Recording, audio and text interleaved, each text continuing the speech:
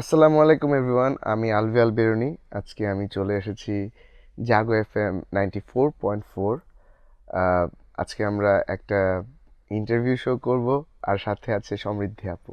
একদমই একদমই আজকে কে গেস্ট কে হোস্ট? আজকে আমি গেস্ট, আপনি হোস্ট, বাট প্রথমে মনে হচ্ছিল আমি হোস্ট, আপনি গেস্ট। একদমই একদমই hello and welcome to Jago FM 94.4। This is me RJ Samriddhi and চলছে দ্য ভাইরাল শো এর স্পেশাল পডকাস্ট। ওকে, আর আজকে আমাদের শোতে গেস্ট হিসেবে আছেন, সবাই চেনেন, আপনি হয়তোবা প্রথমেই দেখে ফেলেছেন, তিনি হচ্ছেন আলভি আল পেরুনি। এবং তিনি একজন মিউজিক কম্পোজার, সঙ্গীত শিল্পী, অভিনয় শিল্পী, আরও অনেক কিছু করেন। তবে আমি যতটুকু জানি যে তিনি কাজ কিন্তু খুব ভালো করেন। কিন্তু তার ব্যক্তিগত আলোচনা বা ব্যক্তিগত লাইফ নিয়ে আলোচনা বেশি হলেও তার কাজ নিয়ে কিন্তু অত বেশি আলোচনা হয় না, তাই আজকে আমরা তার কাজ নিয়েও জানার চেষ্টা করব। আলভি আল বেরুনি, আমি যতটুকু জানি যে মধ্যযুগের বিশ্বখ্যাত আরবীয় শিক্ষাবিদ এবং গবেষক হচ্ছেন আল বেরুনি। এবং আপনি কি কোনো গবেষণা অর্জন করেছেন মানে কিছু নিয়ে? আহ, গবেষণা অর্জন করেছি কিনা জানি না, তবে একটা সেক্টর নিয়ে আমি অনেক এক্সপিরিয়েন্স করেছি, অনেক এক্সপেরিমেন্ট করেছি, অনেক নলেজ গেইন করার এখনও চেষ্টা করছি। বাট যতটুকু করেছি, একটা জিনিস নিয়ে সেটা করেছি, সেটা হচ্ছে মিউজিক। সো মিউজিকের ব্যাপারে আমি টেকনিক্যালি বলি বা নলেজেবল দিক থেকে বলি, যতটুকু সেটা থেকে শিক্ষা নেওয়া যায় বা সেখান থেকে কিছু একটা শেখা যায়। সো মিউজিকের ব্যাপারে আমি শিখেছি, এখনও শেখার চেষ্টা করছি, আরও শিক্ষার কখনো শেষ নেই, যেটা আমি বিশ্বাস করি। বাট হ্যাঁ, আমি নলেজ গেইন করেছি about music. So I will say I did something. আচ্ছা, যেটা বলছিলাম যে ওই মধ্যযুগের বিশ্বখ্যাত আরবীয় শিক্ষাবিদ এবং গবেষক হচ্ছেন আল জি। বিরুনি। ওনার নামের অনুসারে আপনার নামটা কি নামকরণ করা হয়েছে কিনা, বা আপনার নামকরণটা যখন করা হয় তখন আসলে কি চিন্তা থেকে করা হয়েছিল? না, অবভিয়াসলি এই চিন্তা থেকেই করা হয়েছে, কারণ উনি ওয়ার্ল্ডের সেকেন্ড মোস্ট ফেমাস মুসলিম সায়েন্টিস্ট ছিলেন। সো আমার গর্বিত। দাদা ভাই এই নামটা আমার রেখেছে, আর ওনার এই নামটা রাখার পিছনে এটাই হচ্ছে ওনার মেইন অ্যাট্রাকশন ছিল, যে মুসলিম সেকেন্ড সায়েন্টিস্ট ছিলেন আল বেরুনি। আর আল বেরুনি নামটা খুবই আনকমন, হুম হুম হুম। খুবই সুন্দর লাগে নামটা শুনতে, অ্যারাবিক একটা নেম। সো আমার দাদা ভাই আমার এই নামটা শখ করে রেখেছে।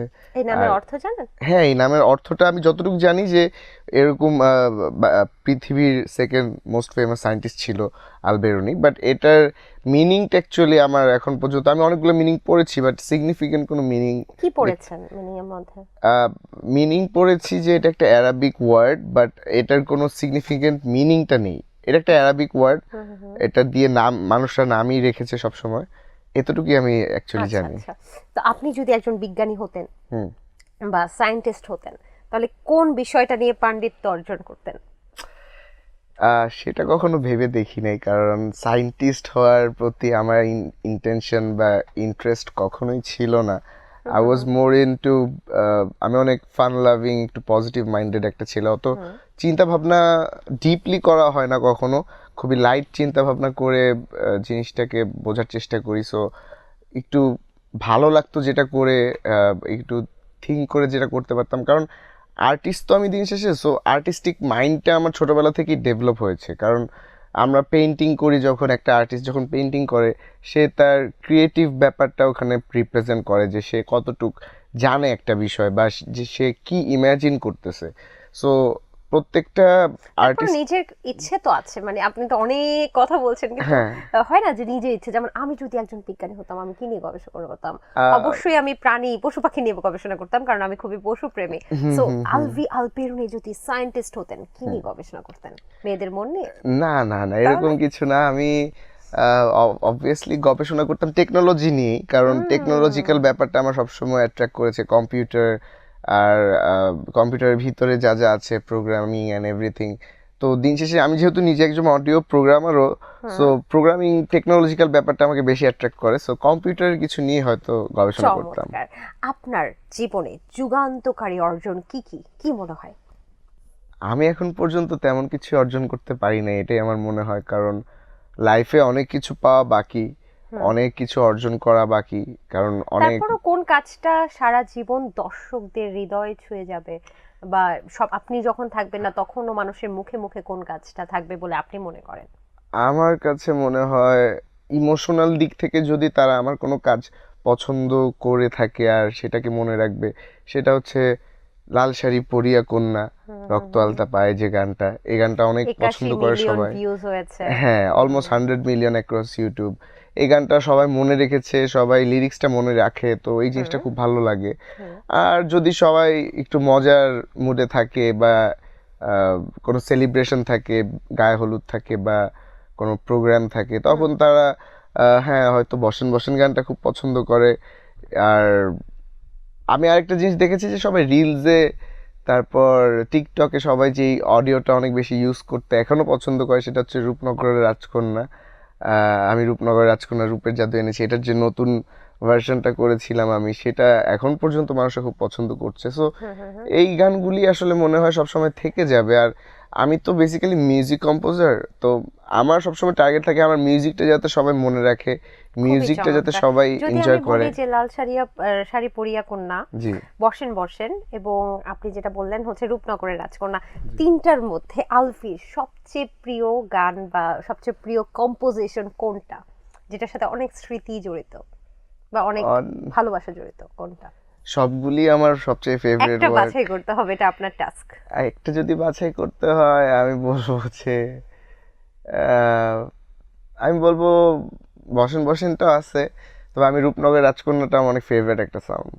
এটা আমার অনেক পছন্দের একটা কম্পোজিশন, মানে অনেক ভালোবেসে কাজটা করছি আমি। গানটাকে ভালোবাসে?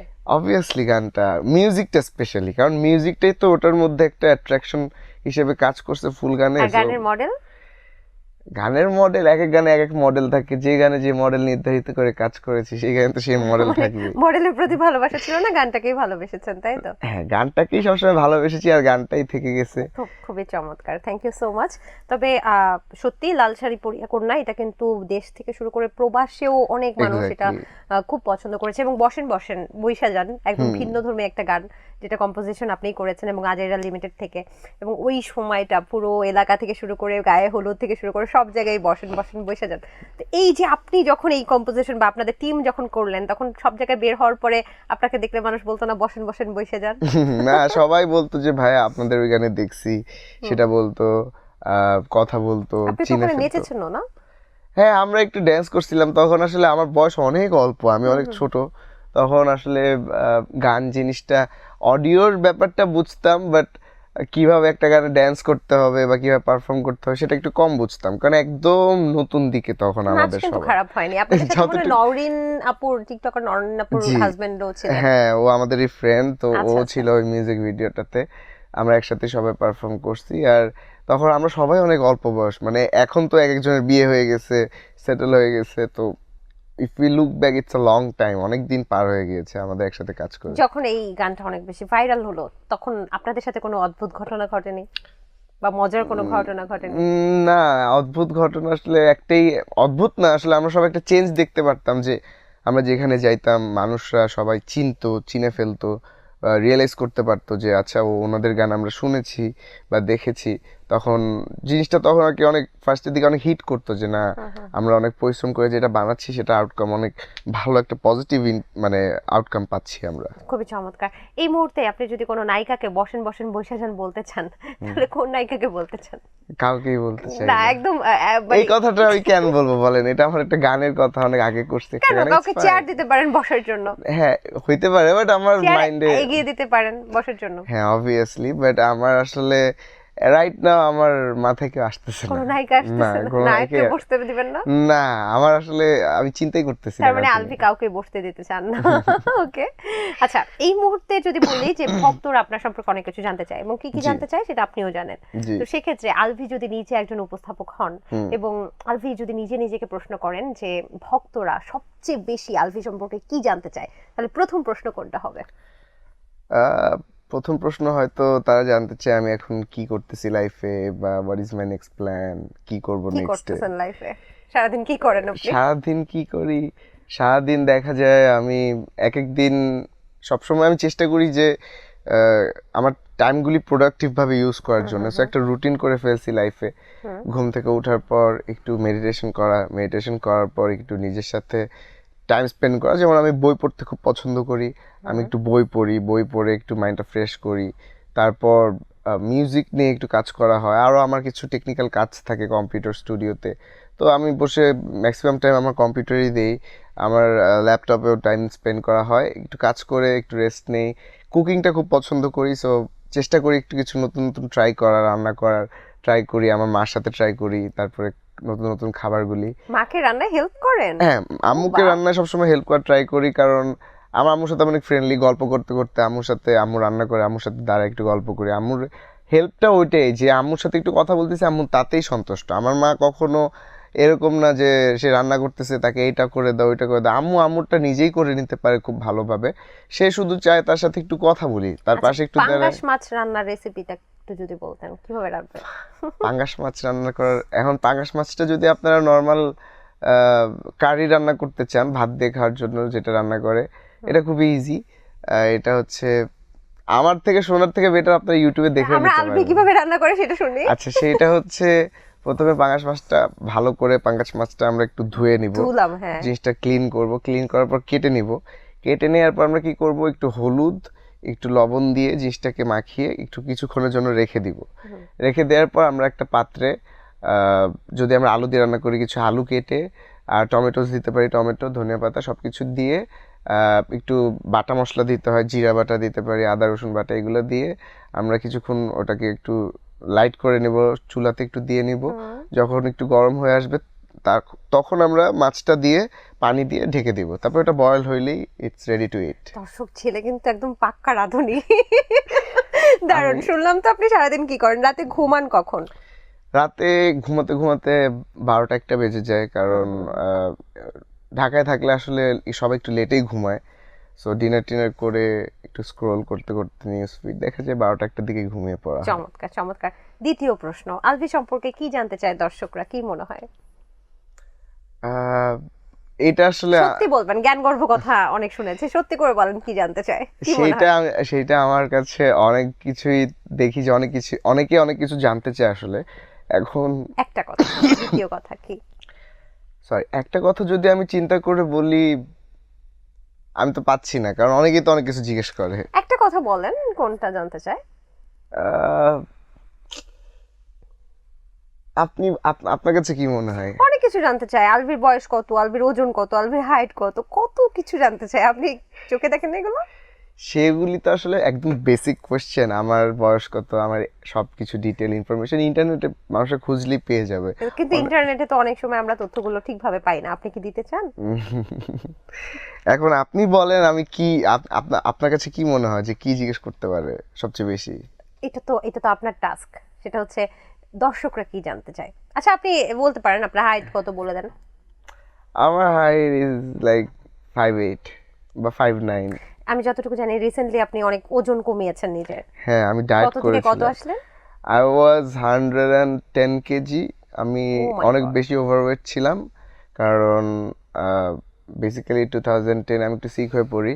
তারপরে আমার কিছু মেডিকেশনের কারণে আমার অনেক বেশি ক্ষুধা লাগতো, আমি অনেক খাওয়া দাওয়া করতাম, দিনে হয়তো 5 বার খেতাম আমি। কি হয়েছিল 2000? আমার টাইফয়েড হয়েছিল, টাইফয়েড হওয়ার আচ্ছা। কারণে অ্যাকচুয়ালি আমার ওয়েট অনেক তাড়াতাড়ি ড্রাস্টিক্যালি একটু কমে যাচ্ছিল। তখন আমাকে ডাক্তার অ্যাপয়েন্ট করে, কিছু টেস্ট দেয়, তারপরে আমাকে ডায়াগনোসিস করে তারা ডিসাইড করে যে আমার মেটাবলিজম আরো ইনক্রিজ করতে হবে, খাওয়ার ক্ষুধার লাগার ব্যাপারটা তারা ইনক্রিজ করে না, দিল একদমই মেডিসিনের ঠিক। মাধ্যমে। লাস্ট যখন আমি আপনাকে দেখেছি তখন জি। কিন্তু আপনি অনেক মুটিয়ে গিয়েছিলেন, হ্যাঁ, যে হ্যাঁ। এখন অনেকটাই আপনি একদম ফিট হয়ে গেছেন। জি। তো কত থেকে কত নামলেন? আহ, আসলে তখন আমি 110 ছিলাম, 110 থেকে আমি 60 কিলো হই, একটা মানে টানা ওয়েট, সরি ডায়েট আর জিম করে। সো আমার ওয়েট তখন 110 থেকে 60 হয়, তারপর আমি আবার একটু বেড়ে 80 হই। 80 হওয়ার পর এখন রাইট নাও 65 আছি। বাহ, মাশাআল্লাহ, খুব ভালো।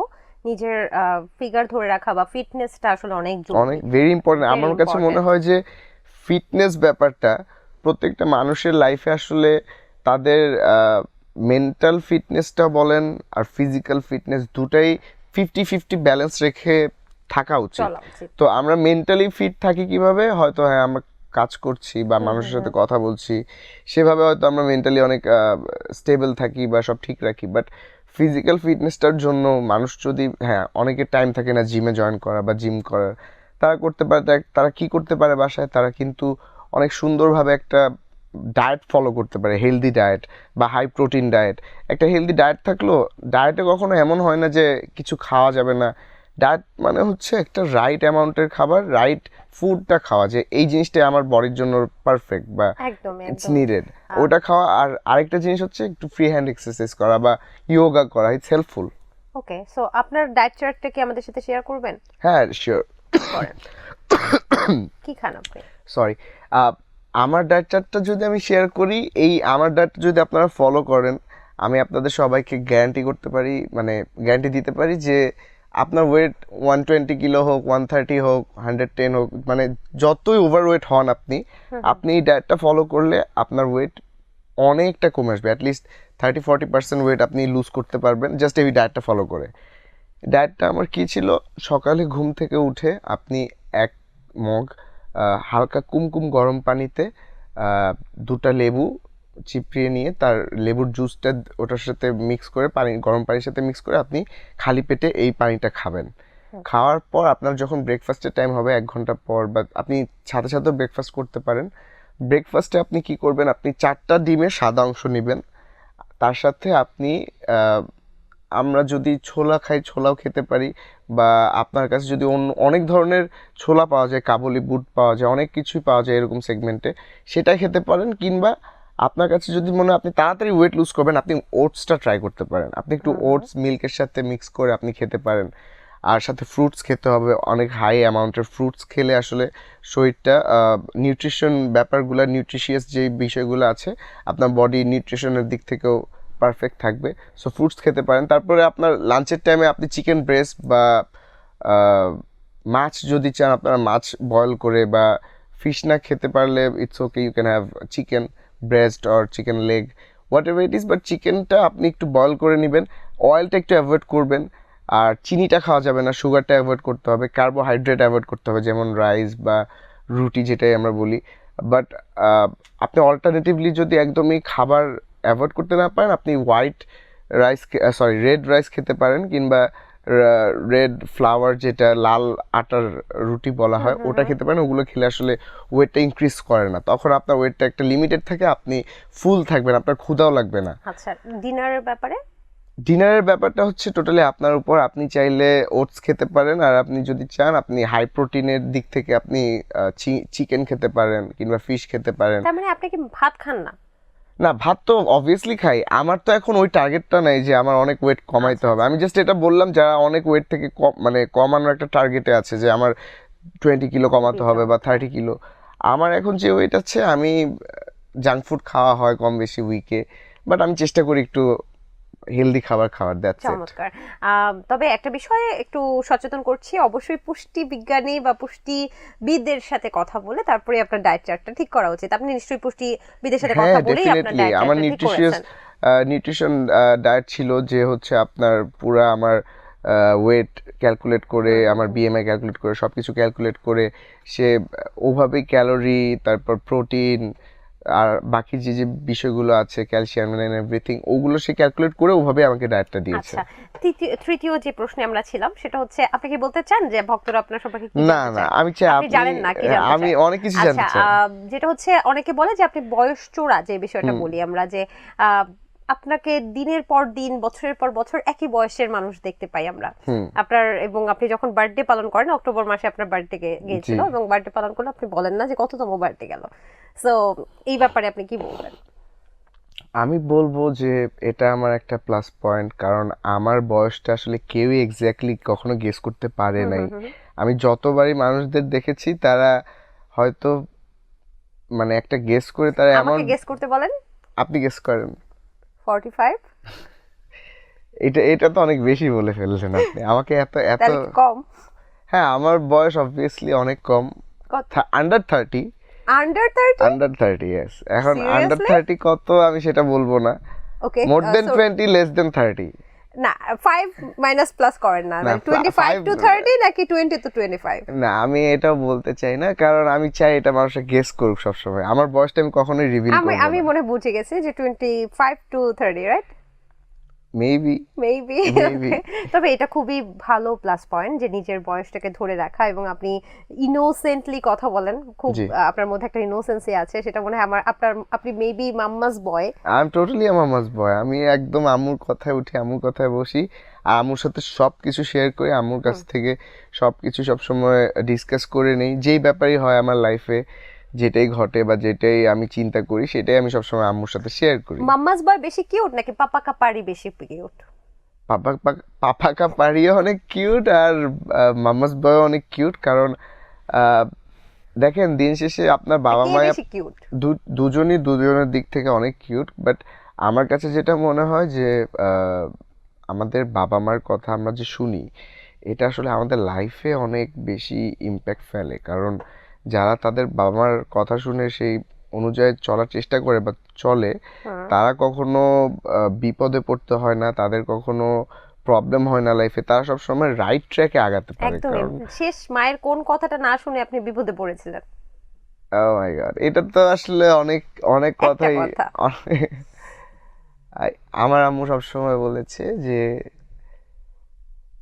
যেই মানুষটার মানে তুমি যখন একটা লাইফে একটা মানুষের জন্য অনেক চিন্তা করবা বা একটা মানুষকে লাইফে একটা জায়গা দিবা, সেই মানুষটাকে ভালো করে জাজ করে নিও যে সেই মানুষটা কি অ্যাকচুয়ালি তোমার লাইফে ওই জায়গাটা পাওয়ার যোগ্য কি যোগ্য না। তার মানে তো মা বলেছিল খোকা তুই প্রেম করিস না, হ্যাঁ, ভালো ভালো ছেলের সাথে ছেলেদের ভালো। কপালে ভালো মেয়ে জুটে না, আপনি ভালো এক্স্যাক্টলি। ছেলে। আম্মু সবসময় এটা বলছে, কারণ আমি অনেক আলহামদুলিল্লাহ আমার দিক থেকে আমি অনেক স্ট্রেট ফরওয়ার্ড, আমি অনেক কি বলবো, অনেক সহজ সরলই বলতে গেলে, অনেক অলওয়েজ হ্যাপি, মানে হ্যাপি থাকার চেষ্টা করি, অলওয়েজ স্মাইল করি, মানুষের ক্ষতি চাই না, সবসময় চাই সবাই ভালো থাকুক, এটাই আমার চাওয়া থাকে। আর আমি থাকে না এত জাজমেন্টাল মাইন্ডেরও না, বা একটা মানুষকে নিয়ে এত বেশি জাজ করি না, বা নেগেটিভিটি নিয়ে আমি অত চিন্তা করি না।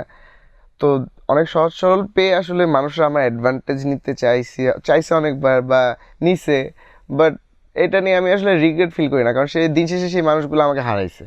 সো যে মানুষগুলো আমাকে তাদের লাইফ থেকে হারাইছে, তারা সবসময় রিগ্রেট করবে যে একটা সময় ছিলাম, অনেক করছি তাদের জন্য, নির্দ্বিধায় করছি, নিঃস্বার্থকভাবে করছি। কারণ আমি কখনো কাউকে আমার লাইফে ফেলে দেই নাই বা তাকে নিয়ে চিন্তা এক সেকেন্ডও করি নাই, এমন হয় নাই। যে আমার লাইফে আসছে তাকে নিয়ে আমি সবসময় ভাবছি, তার জন্য সবসময় করার চিন্তা করছি। সো প্রত্যেকটা মানুষ আমার লাইফে যারা আছে, তারা জানে যে আমি তাদের জন্য কতটা কেয়ার করি, তাদেরকে কতটা লাভ করি, টু বি ভেরি অনেস্ট। আমি শুনেছিলাম মাম্মাস বয়রা নাকি তাদের বউদেরকে খুব ভালোবাসে। হুম। মানে এটা প্রচলিত কথা যে যারা মাকে বেশি ভালোবাসতে পারে তারা কিন্তু বউকেও অনেক আদরে রাখে। So what about you? আমি তো ডেফিনেটলি জামাই হিসেবে আপনি কেমন? আমি আমি ডেফিনেটলি আমি বলবো যে আমি কখনো কারো মানে একটা মানুষকে যদি ফ্রেন্ড হিসাবে এত প্রায়োরিটি দিতে পারলে আমার লাইফে, তাকে তো আমার ওয়াইফ হিসেবে যদি কেউ আমার লাইফে আসে, তাকে আমি অনেক প্রায়োরিটি দিব, আর তাকে সবসময় মাথায় তুলে রাখবো। কারণ দিন শেষে আমি অনেক আদরের সন্তান, অনেক ভালোবাসা, অনেক আদরের মাঝে বড় হয়েছি। আমার লাইফে কখনো তেমন কোনো কষ্ট পেতে হয় নাই, কখনো আল্লাহ আমার লাইফে এরকম লিখে রাখছে বলি হয়তো এরকম আমার লাইফটাই, যে আমি কখনো অনেক বড়ভাবে কোনো কিছু থেকে কষ্ট পাইনি বা হার্ট হইনি। তো আলহামদুলিল্লাহ। আমি এই কারণে হয়েছে কি, আমি একটা মানুষকে সবসময় ভালো রাখতে পারছি, ভালো রাখার চিন্তা করছি, তাদেরকে নিয়ে কখনো এরকম ভাবিনি যে এই মানুষটার জন্য আমার কি প্রফিট হইতেছে বা আমার কি বেনিফিট হচ্ছে। নিঃস্বার্থকভাবে একটা মানুষকে আমার লাইফে রাখছি সবসময়। তো আমি অ্যাজ আ হাজব্যান্ড সবসময় চেষ্টা করছি যে, বা চেষ্টা করব যে আহ, একটা মানুষকে ভালো রাখা। কারণ দিন শেষে সেই মানুষটাই আমার কাছে ম্যাটার করবে, সেই মানুষটা আমার সাথে থাকবে সব সময়। সো বাহ! আমি চেষ্টা তার করব। মানে আলফি একজন ভালো জামাই। হ্যাঁ, অবভিয়াসলি ওকে 100%। ওকে। আচ্ছা এই মুহূর্তে কি কি কাজ চলছে? আমি দেখলাম যে তাসরিফ ভাইয়ের সাথেও আপনার একটা কাজ জি আসছে এবং আরো নানান কাজ কিন্তু গুঞ্জন শুনতে পাচ্ছি। নিজের জি কাজ সম্পর্কে যদি একটু বলতেন। বেশ কয়েকটা ট্র্যাক আমরা রেডি করেছি, একটার পর একটা হয়তো রিলিজ হবে। কারণ বেশ কয়েকটা অডিও করে আমরা সেভ করে রেখেছি ফর ভিডিও শ্যুট। তার মধ্যে আমার তাশরিফ খানের সাথে কাজ হয়েছে একটা রিসেন্টলি, শেখ সাদির সাথে কাজ হচ্ছে, আমরা রেকর্ডিং করব কয়েকদিনের মধ্যে। তারপর সিএম ভাইয়ের সাথে কথা হচ্ছে, তার মুভির জন্য একটা ট্র্যাক করব, সেটা নিয়ে কথা চলছে। এছাড়া সিয়াম ভাইয়ের সাথে হ্যাঁ, সিয়াম আহমেদ যে কোন অভিনেতা। মুভি? হ্যাঁ, সরি, কোন মুভির জন্য?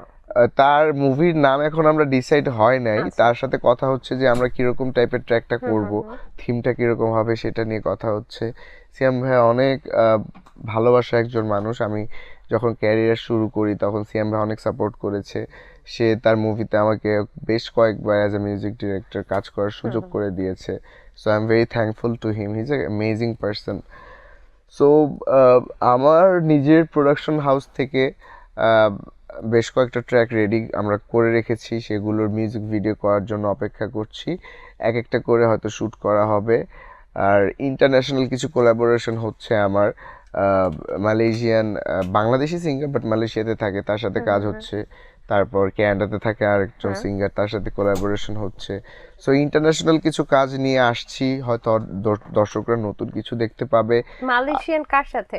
মালয়েশিয়ান বাংলাদেশে একজন ভালো র্যাপার, তাসিন নাম ওনার। ফান্দে পড়িয়ে বগা কান্দে একটা গান ছিল ওনার, মৌলিক গান, অনেক হিট ছিল। সে মালয়েশিয়াতে থাকে এখন, তো তার সাথে আমার কোলাবোরেশন হচ্ছে। আর আশরাফুল পাভেল হচ্ছে ক্যানাডিয়ান একজন সিঙ্গার, উনি বাংলাদেশি বাট ক্যানাডাতে থাকে। ওনারও সিলেটি বেশ কয়েকটা আঞ্চলিক গান হিট আছে। আর এছাড়া আমার ইমরান মাহমুদুল এবং কনা আপুর সাথে বেশ কয়েকদিন আগে আমরা একটা রেকর্ডিং কমপ্লিট করেছি একটা মৌলিক গানের। সেই গানটাও বেশ দ্রুত সিএমভির ব্যানারে আসবে। আর বেশ কিছু গান আমরা রেডি করে রেখেছি, সেগুলো এখনো সিঙ্গার সিলেক্ট হয় নাই। ও, সৈয়দ অমির সাথে একটা গান আমরা করেছি। মানে So, ওই যে সৈয়দ অমি, সৈয়দ ওমর এবং আজুলা কি জি জি জি, দম্পতি? আচ্ছা। জি। তো ওনার সাথে একটা ট্র্যাক করেছি, ওটা থাইল্যান্ডে শ্যুট হলো, ওটাও রিলিজ হবে কয়েকদিনের মধ্যে। আর অ্যাজ এ মিউজিক কম্পোজার আমার তো ব্যাক টু ব্যাক কাজ করাই হয়, কারণ মিউজিকের কাজটা বেশি আসে। জিঙ্গেল আসে, বা ব্যাকগ্রাউন্ডের একটা ইনস্ট্রুমেন্টাল ট্র্যাকের জন্য কাজ আসে। সো অনেক ধরনের কাজের মধ্যে থাকা হচ্ছে। এছাড়া আর আরেকটা জিনিস যদি বলি, যে আমি নতুন একটা প্ল্যান নিয়ে আগাচ্ছি, সেটা হচ্ছে আমি বেশ কিছু নতুন সিঙ্গার যারা নতুন গান করছে বা তারা প্ল্যাটফর্ম পাচ্ছে না বা ব্রেক পাচ্ছে না, তাদেরকে নিয়ে আমি কাজ করার একটা উদ্যোগ নিয়েছি, যে আমি 10টা গানের একটা অ্যালবাম করব, যেখানে একদম সবাই নতুন থাকবে।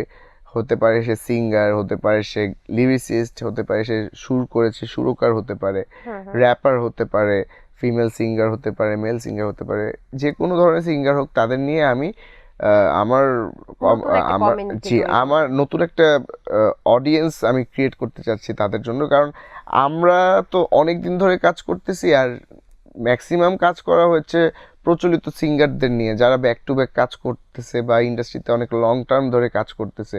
সো তাদের কাজ কীরকম বা তারা কীরকম গান করে সেটা অলরেডি পাবলিক জানে। বাট নতুন এখনকার যে জেনারেশনটা, 2025-এর অডিয়েন্স আমরা যদি বলি, 2025-এর এখনকার যে জেনারেশন বা অডিয়েন্স, তাদের একটা নতুন টেস্ট আছে, তারা নতুন একটা মিউজিকের ডাইমেনশন পছন্দ করে বা নতুন একটা লিরিক্যাল তাদের মধ্যে একটা থট আছে। তো তারা যে নতুন ধরনের গানগুলি পছন্দ করে, সেটা অডিয়েন্সকে আমি যাতে মিউজিক্যালি প্রোভাইড করতে পারি, সেটার জন্য আমি নতুন কিছু সিঙ্গার বলেন, মিউজিশিয়ান বলেন বা লিরিসিস্ট, অথবা সুর, নতুন কেউ যদি সুর করে তাদের সুর নিয়ে কাজ করার একটা মানে তাদেরকে আমার একটা প্ল্যাটফর্ম দেওয়ার জন্য আমি 10জন 10জন সিঙ্গার হতে পারে, 10জন লিরিসিস্ট হতে পারে, বা কম্বাইন করে যেভাবে হোক আমি 10টা ট্র্যাক রেডি করব, এবং নতুন অ্যালবামে আমি 10টা গান একবারে অডিয়েন্সদেরকে উপহার দিব ইনশাল্লাহ। শীতকাল আপনার কতটুকু প্রিয়? শীতকাল আমার সবচাইতে প্রিয়, কারণ গরমকাল বেশি থাকে বাংলাদেশে, শীতকাল শুধুমাত্র 2 মাসের জন্যই পাওয়া যায় বা শীতকালে 3 আপনি মাস। কোন বিষয়টা সবচেয়ে বেশি মিস করেন? শীতকালে কোন বিষয়টা মিস করি আমি? হুম। শীতকালে শীতকালে কোনো কিছু মিস করি না, কারণ শীতকালে শীত করলে বাসায় আমাদের হিটার আছে, হিটার দিয়ে গরম করে নিলেই রুমটা গরম থাকে, তো রুম শীত গরম করে করে না। ফেলেন। আচ্ছা, এই ক্যাপশনটা পড়েন, এটা আপনার? কি ক্যাপশন আমার মনে নেই, আমি আমার অনেক ছবি আপলোড করা হয় তো অনেক ক্যাপশন থাকে। পড়েন, এবার উত্তর দেন। শীতকালে গরম, আমি বুঝতেছি না, আপনি একটু পড়ে শোনান। শীতকালে গরম থাকার সহজ উপায় কি? আপনি এই ক্যাপশন দিয়েছেন, জি, এখন বলেন আপনি। এখন আমি বলবো যে শীতকালে গরম থাকার, যেটা সবাই বলে যে শীতকালে সবচেয়ে বেশি ভালো থাকা যে বউ থাকলে, তো আমার কাছে মনে হয় যে হইতে পারে সেটা। আচ্ছা আচ্ছা, তো what about you? What about me, এই শীতকালে এই শীতের মধ্যে দিয়েই কাটাবো, সমস্যা নাই। যদি আগামী শীতে কেউ লেখা থাকে যে সাথে থাকবে, যার জন্য শীতকালেও শীত লাগবে না, গরম লাগবে, সেটা মেনে নিব। আগামী বছর না লেখা থাকলে পরের বছর, মানে যেই টাইমে আমার জন্য লেখা থাকবে সেই টাইমে আমি সেটাকে অ্যাকসেপ্ট করে নিব, গ্রহণ করে নিব। আচ্ছা। সেই শীতটা আমার জন্য ডিফারেন্ট থাকবে। ভেবেছিলাম আপনি বলবেন যে রুমের হিটার দিয়ে আপনি রুমটাকে গরম করে নেবেন। যাই হোক, সিঙ্গেল লাইফ, মিঙ্গেল লাইফ দুটোই কাটিয়েছেন, কোন লাইফটা সেরা? সিঙ্গেল লাইফটাই বেস্ট, কারণ মিঙ্গেল লাইফে আপনার অনেক লিমিটেশনস থাকবে, আপনি অনেক কন্ট্রোলড হবেন, অনেক অনেক ডমিনেন্ট একটা লাইফ থাকবে আপনার। আপনি মিঙ্গেল লাইফে অনেক কিছু চাইলেও করতে পারবেন না। মিঙ্গেল লাইফে আপনি আপনার মতো থাকতে পারবেন না। আরেকটা মানুষ আপনাকে যেভাবে তার মতো করে রাখবে, আপনি তার মতো হয়ে তখন আপনার সেই ক্যারেক্টারটা প্লে করতে হবে, তার মনের মিঙ্গেল লাইফে ক্যারেক্টার। আপনি কি চেয়েও করতে পারেননি? সেটা তো আসলে আমি বলবো যে আমার মিঙ্গেল লাইফে আমি যেটা সবচাইতে বেশি হেট করছিলাম, আমার মিঙ্গেল লাইফে থাকাকালীন আমি সবচাইতে কষ্ট যে ব্যাপারটা পেয়েছিলাম, সেটা হচ্ছে মিঙ্গেল লাইফের কারণে আমি আমার ফ্যামিলির সাথে টাইম বেশি স্পেন্ড করতে পারতাম না, ফ্যামিলিকে আমি বেশি টাইম দিতে পারতাম না। সো এই জিনিসটা, দিত না নাকি টাইম দিতে আমাকে কখনোই দিত না। এটার জন্যই আমি সবচাইতে বেশি কষ্ট পেয়েছি, যে আমি সবার আগে আমার ফ্যামিলি, সবার আগে বাবা মা। আমি যদি একটা মানুষ হয়ে আমার বাবা মাকে সময় না দিতে পারি, আমার বাবা মার সাথে আমাকে কেউ যদি কথা বলতে না দেয় বা তাদের সাথে থাকার সুযোগ করে না দেয়, তাদের থেকে আমাকে দূরে সরায় রাখে। একই বাসায় তো থাকতেন, মানে বাবা হ্যাঁ, মার বাট সাথেই থাকতেন? স্টিল আমাকে আমার বাবা মার সাথে কথা বলতে দেয়া হতো না, বা আমার বাবা মার সাথে আমাকে সময় দেওয়ার জন্য অ্যালাউ করা হতো না। Oh সো my এই God. জিনিসটা আমি অনেক হেট করি।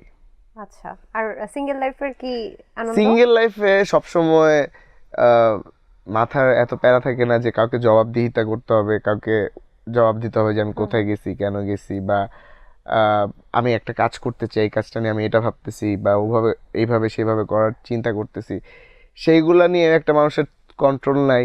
That's good. আপনি আপনার ফ্যামিলির বাবা মাকে সময় দিচ্ছেন, that's a very good point. আপনি ফ্রেন্ড সার্কেল বা আপনার ক্লোজড ওয়ান, কিছু মানুষ আমাদের কাছে মানুষ থাকে, তাদের সাথে হয়তো আপনি কথা বলতে পারছেন বা দেখা করতে পারতেছেন, বা হয়তো আপনার একটা ফ্রেন্ড থাকতে পারে, তার সাথে হয়তো আপনি ফেসবুকে কথা বলতে পারতেছেন, বা একটা থট শেয়ার করতে পারতেছেন। মানে কারণ কোনো প্রত্যেকজন boundary নাই। বাউন্ডারি নেই, কারণ বাহ। আমাদের লাইফে না, আমরা সবসময় চাই যে কথা বলার মানুষ থাকুক, কারণ মানুষের লাইফে কথা বলার মানুষটা অনেক ইম্পর্টেন্ট। যে আমি একটা কিছু শেয়ার করতে চাই, বা আমি বাবা মার সাথে টাইম স্পেন্ড করতে চাই। আমার মার সাথে যেমন আমি, she is like my best friend. So আমি আমার মার সাথে অনেক কিছু শেয়ার করি, মাকে অনেক টাইম দিই। সো এই জিনিসটা যদি আমরা না দিতে পারি, I think that's a problem. তাহলে কি আপনি মিঙ্গেল লাইফে খাঁচায় বন্দি ছিলেন? হ্যাঁ, ডেফিনেটলি মিঙ্গেল Okay. লাইফে it was a very, I would say it was a disaster, to be very honest, because you know when you're in a commitment or you're in a relationship with someone, you're like you're having a lot of limitation in your life. You cannot do this, you cannot do that, you can go here, you can go there. আর সব জায়গায় আপনার সাথে যদি সে আপনার সাথে সব জায়গায় যাইতে চায়, আপনি একটা কাজে যাবেন, একটা মিটিংয়ে যাবেন, একটা অফিসের একটা অফিসিয়াল কোনো কাজে যাবেন, আপনার সাথে যে সে যদি সব সময় থাকে, কাজের জায়গা, পার্সোনাল লাইফ টোটালি ডিফারেন্ট। যে মানুষটা আপনার কাছের মানুষের, ঠিক আছে, কাছে তো সবসময় থাকতেছে, এখন আপনি কাজে গেলেও সে যদি আপনার সাথে, মানে যার জন্য রাগ করে বা যার জন্য বায়না ধরে যে না আমিও যাব, তুমি যেখানে যেতেছো আমি যাবো, বা তুমি যেটা করতেছো আমাকে সাথে রাখতে হবে, কিছু কিছু জায়গায় তো আপনার জিনিসটা একাই হ্যান্ডেল করতে হবে, প্রফেশনাল একদমই, জায়গায়। একদমই। অলংকার আপুর সাথে কাজ হয়েছে এবং কাজটা হচ্ছে আগুন লাগাইয়া দিল করে না? রাইট, আচ্ছা, গানটা খুবই সুন্দর হয়েছে, মিউজিক ভিডিওতে আপনি অভিনয় করেছেন, জি। মানে দ্যাট ওয়াজ অ্যামেজিং। অ্যান্ড অলংকার আপু আমার খুবই ফেভারিট একজন মানুষ। তো যাই হোক, আমি শুনেছি অলংকার আপুর, মানে আপনার সিনিয়র তো নাকি? কাজের দিক থেকে তো সিনিয়র না, আমি কাজের দিক থেকে চিন্তা করি, বয়সের দিক বাদ। থেকে আমি কখনো বয়সের দিক থেকে বয়সের দিক senior না না, junior? বয়সের দিক থেকে ভেরি অনেস্ট, আপনি আমি কি অলংকারের সিনিয়র না জুনিয়র? আমি অলংকারকে আমি কখনো ওকে জিজ্ঞেস করি না যে তোমার এডুকেশনাল ব্যাকগ্রাউন্ডটা কি, বা তুমি কোন ইয়ারে you did your O levels, A levels আর এইচএসসি এসএসসি, এই প্রসঙ্গটা কখনো ডিসকাস করা হয়নি।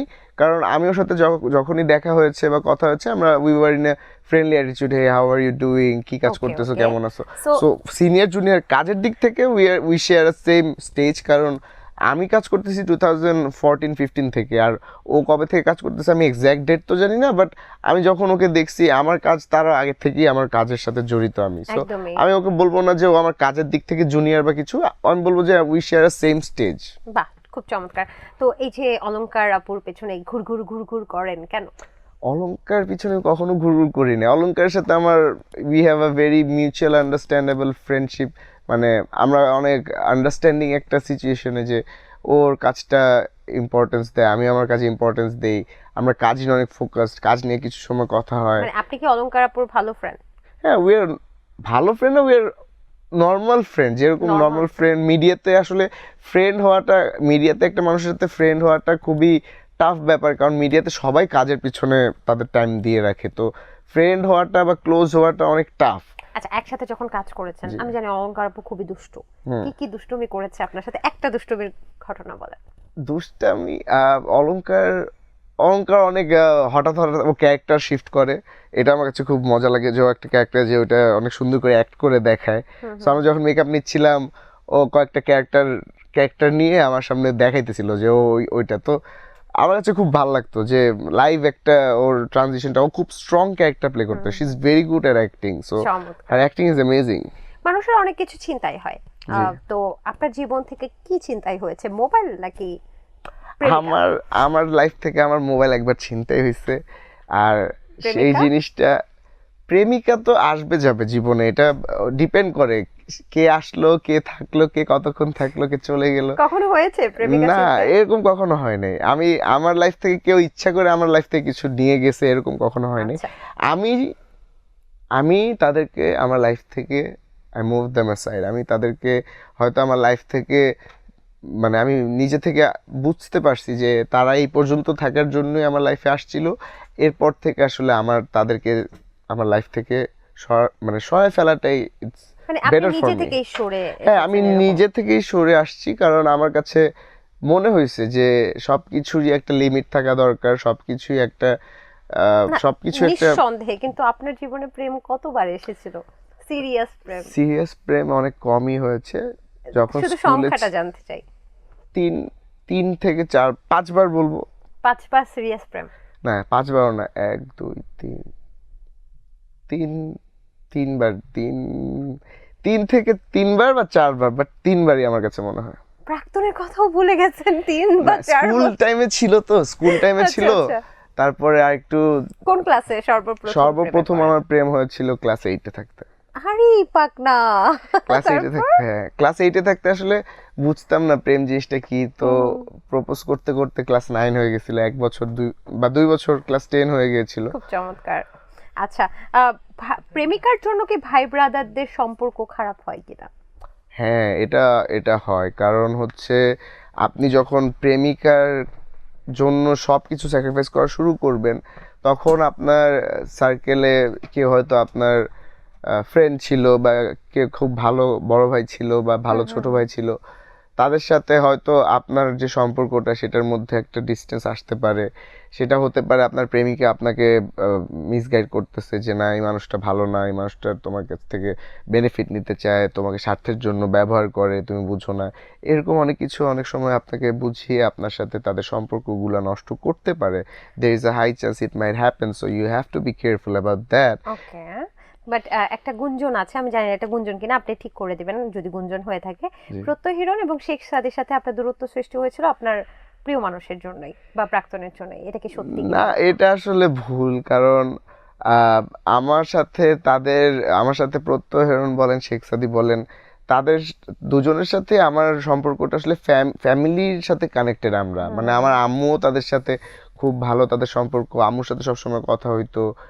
আর আমি তো অ্যাকচুয়ালি একটা, মানে আমি কি বলবো, আমি বলবো যে এটা একটা ঘোরের মধ্যেই, আমি সহজ ভাষায় জিনিসটাকে ব্যাখ্যা করলে বলবো যে আমি একটা ঘোরের মধ্যে চলে গেছিলাম, যেখানে আমি আহ, আমার আমার চিন্তাধারা বা আমার চিন্তা শক্তি বলেন বা একটা কিছু নিয়ে ভাবার স্কোপ আমি ঠিক মতো পাইতাম না। আমি একটা সবসময় একটা জিনিসেই ফোকাস ছিলাম, যেটা আমার সবচেয়ে বড় ভুল, আমি সেটা এখনো বলি, স্বীকার করি যে এই জিনিসটা আমি ভুল করছি। মানে এই ঘোরটা কি, যে প্রত্যয় হিরণ বা শেখ সাদির সাথে যে আপনার বন্ডিংটা ছিল, সেই বন্ডিংটা নষ্ট করার পেছনে কি কারো হাত ছিল?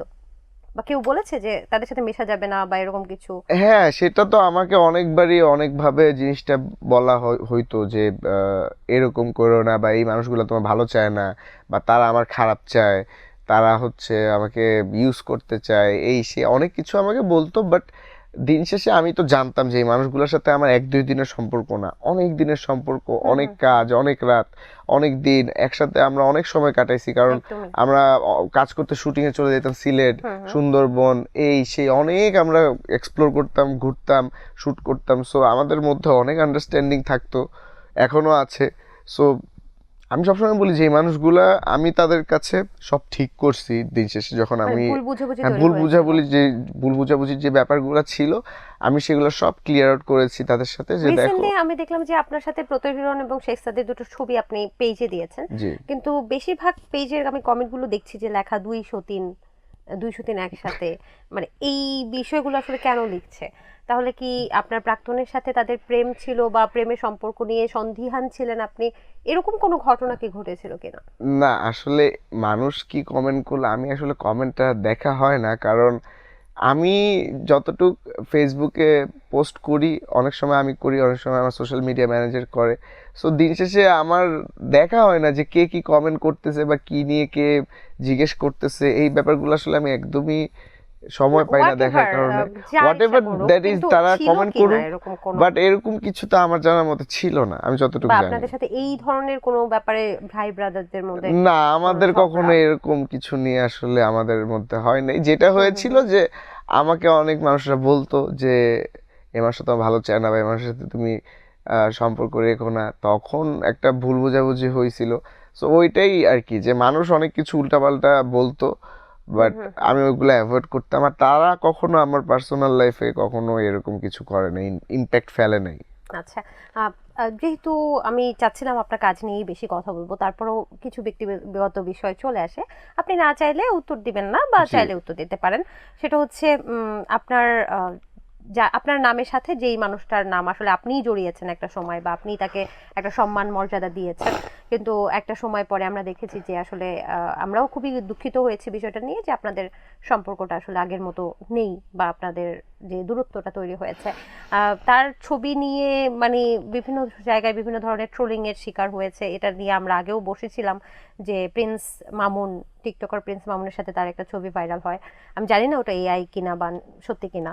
না না, তারপর ওইটা ওইটা অ্যাকচুয়ালি রিয়েল ছিল। ওইটা এআই দিয়ে, দেখেন আপনি, এআই কোডটা বানাচ্ছে, এআই আপনার ছবি নিয়ে কি কি তৈরি করছে, আপনি এআই ছবিটা দেখলে না মানুষ বুঝতে পারে যে এটা অ্যাকচুয়ালি কম্পিউটারাইজড, বা এটা ডক্টর করা ছবি, বা মানে এডিট করা হোক, বা এআই দিয়ে ক্রিয়েট হুম করা হুম হোক, হুম।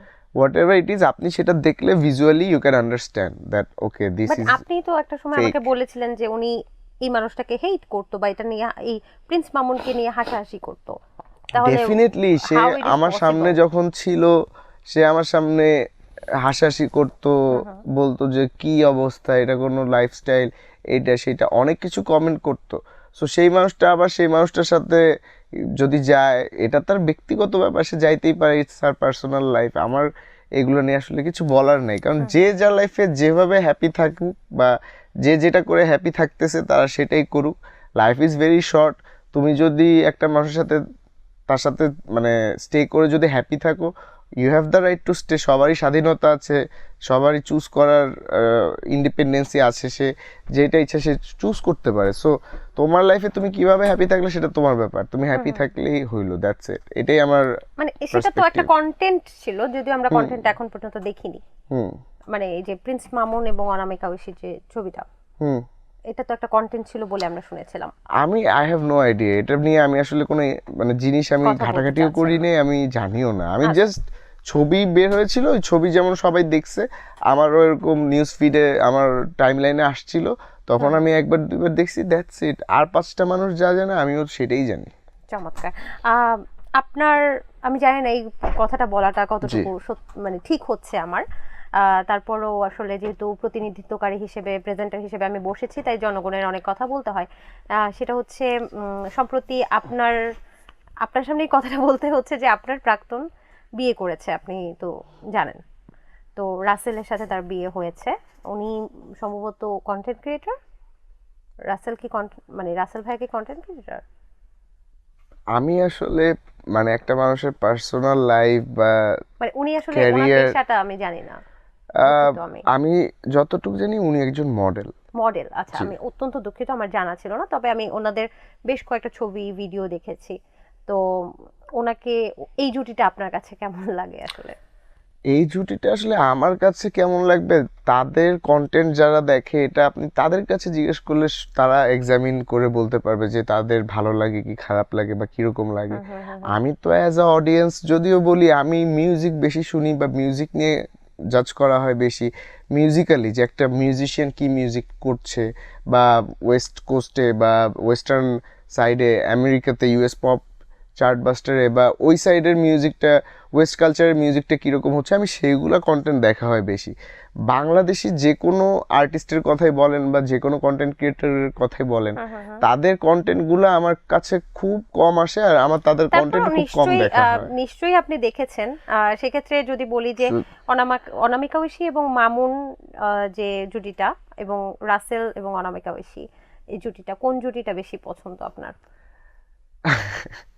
এটা নিয়ে আমি আসলে কোনো উত্তরই দিতে চাই না। এটা আমার আমার আসলে তাদেরকে নিয়ে এভাবে ভাবাই হয় নাই যে এই জুটিটা কেমন বা ওই জুটিটা কেমন। আপনি এই প্রশ্নটা তাদের অডিয়েন্সের কাছে জিজ্ঞেস করলে তারা আমার কাছে মনে হয় বেটার বলতে পারবে। আচ্ছা, যাই হোক, ফারিনের নতুন গান কেমন লাগলো? বেশ তাসনিয়া ফারিন। ইন্টারেস্টিং, জি বেশ ইন্টারেস্টিং লেগেছে। হুম। একটা লাইন ছিল গানে মেবি, সাইবেরিয়ার তুষারপাতে তুষারপাতে সবুজ সবুজ ফসল ফসল। ফলবে না। তো লিরিক্সটা দেখার পর আমার কাছে ইন্টারেস্টিং লাগলো যে না, তারা অনেক ডিপ থটের একটা জিনিস কম্পেয়ার করলো যে আচ্ছা সাইবেরিয়াতে তো অলওয়েজ স্নোফল হয়, তুষারপাত হয়, সেখানে তো ফসল কখনো ফলবে না, তো সেরকম করে মনও গলবে না। কিন্তু হ্যাঁ, সাইবেরিয়ায় গ্রীষ্মকালে কিন্তু ফসল ফলে। সেটা আসলে গ্রীষ্মকাল, তো তারা হয়তো তুষারপাত উইন্টার কথা তুষারপাতের কথা মিন বলেছে, করছে, সো ওই একদমই। কারণে হয়তো তাদের কাছে মনে হচ্ছে যে ওখানে তো ফল হবে সো না তাসনিয়া শীতে। ফারিনের কি আরো গান গাওয়া উচিত? আপনি একজন সঙ্গীত শিল্পী হিসেবে বা কম্পোজার হিসেবে কি বলবেন? আমি বলবো অবভিয়াসলি সে ট্রাই করতে পারে, কারণ তার গানের গলা তো অনেক ভালোই লাগলো যে সে সুরে গাচ্ছে, তার গানে এক্সপ্রেশন আছে, ভয়েস এক্সপ্রেশন আছে। সো সে গান নিয়ে আরো আগানো তার উচিত, কারণ তার মিউজিক্যাল যে গড গিফটেড ট্যালেন্টটা দরকার। মিউজিশিয়ান সবাই হতে পারে না, সবাই সিঙ্গার হতে পারে না, কারণ এটা একটা উপর থেকে আল্লাহ একটা গড গিফটেড ট্যালেন্ট যাদের মধ্যে, গানের ব্যাপারটা যাদের মধ্যে দিয়ে দেয় তারাই শুধু এটা করতে পারে। সো খুবই চমৎকার। আমার কাছে মনে হয় তার মধ্যে ওই ক্যাপাবিলিটিটা আছে, কোয়ালিটিটা আছে, সো তারা করতে পারবে। সো যে কোনো একজনকে বাছাই করতে হবে, সেটা হচ্ছে আলভি নেক্সট প্রজেক্ট কোন নায়িকার সাথে করতে চায়, নুসরাত ফারিয়া নাকি তাসনিয়া ফারিন? দুজনেই কিন্তু গান গান, আমি যে তো কোনো একজনকে আমি তো বাছাই বলবো করতে হবে। আমি বলবো তাসনিয়া ফারিন, কারণ সে নতুন, মানে সে একদম স্টার্ট করছে তার মিউজিক্যাল ক্যারিয়ার। তার অ্যাক্টিং ক্যারিয়ার তো is bin a long time, but musical career যেহেতু নতুন নতুন সে করছে, আমি তার সাথে কাজ করতে ইচ্ছুক। কার গান আপনার পছন্দ, নুসরাত ফারিয়া না তাসনিয়া ফারিয়া? নুসরাত ফারিয়ার গানগুলি ভালো হয়েছে আগে। তাসনিয়া ফারিন তো শুরু করলো মাত্র একটা গান দেখলাম, তার আরো গান দেখলে বুঝতে পারবো যে সে কিরকম কিরকম গান নিয়ে ভাবছে বা করার তার ক্যাপাবিলিটিস আছে। সো তার গানের ফ্লেভারটা বুঝতে পারবো আরো গান বের হলে। বাট নুসরাত ফারিয়ার যেহেতু বেশ কয়েকটা গান বের হয়েছে, তার গানের চুজিং বলেন বা তার সাউন্ড চুজিং বা musical sense, it's good, she has a good test in music. Okay, so এবারে র্যাপিড ফায়ার। শিওর। অটোকিউ ছাড়া গান গাইতে পারেন না কোন সিঙ্গার? অটো টিউন ছাড়া সবাই গান সরি, গাইতে আবার পারে। বলি, এটা অটোটিউন। অটোটিউন ছাড়া গান গাইতে পারেন না কোন সিঙ্গার?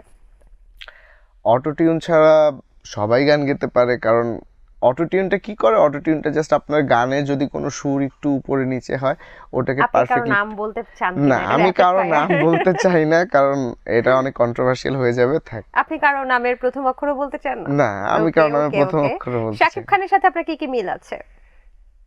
তার সাথে আমার কোনো মিলই আমি পাই না, সে টোটালি ডিফারেন্ট লেভেলের একটা মানুষ। সে আচ্ছা, কোনো মিল নেই।